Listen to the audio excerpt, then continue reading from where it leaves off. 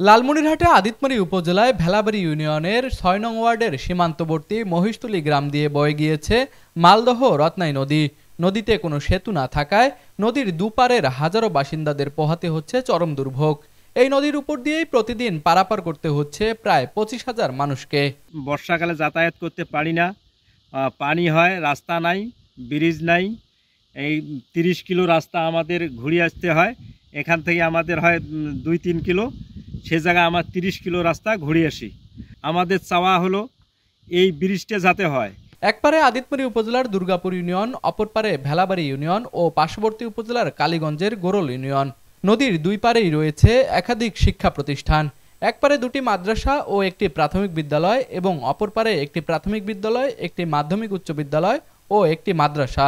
পাশাপাশি রয়েছে বাংলাদেশ সীমান্তরক্ষী বাহিনী বিজিবির একটি ক্যাম্প।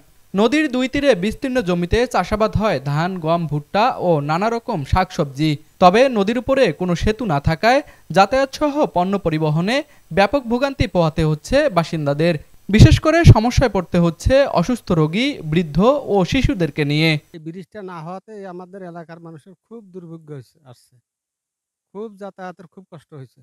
বহু যানবাহন চলে, আমার বাড়ি ওপারে, আমি এপারে আসি ডেইলি দিন ব্যবসা করার জন্য। খুব কষ্ট হয় নদীর পারে, ঘাটের পারে। ওই যে ব্রিজ কারণে সেই জন্য আসতে পারি না, চলাচল করতে পারি না ভালো। এই যে পরীক্ষার সময় আসতে ওই যে লেট হয়, এই যে যাইতে আর মেলা ধরনের গাড়ি না যায়, অসুবিধা হয়।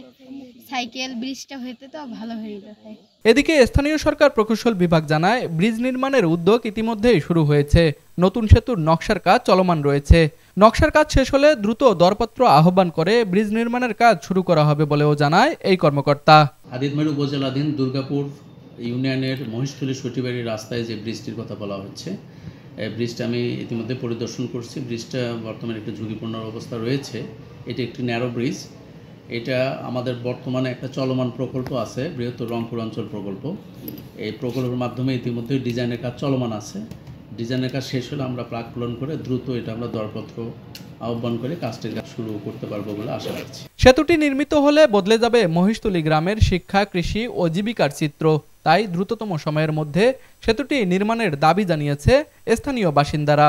লালমনিরহাট প্রতিনিধি খায়রুল ইসলামের পাঠানো তথ্যচিত্রে ডেস্ক রিপোর্ট, RCTV।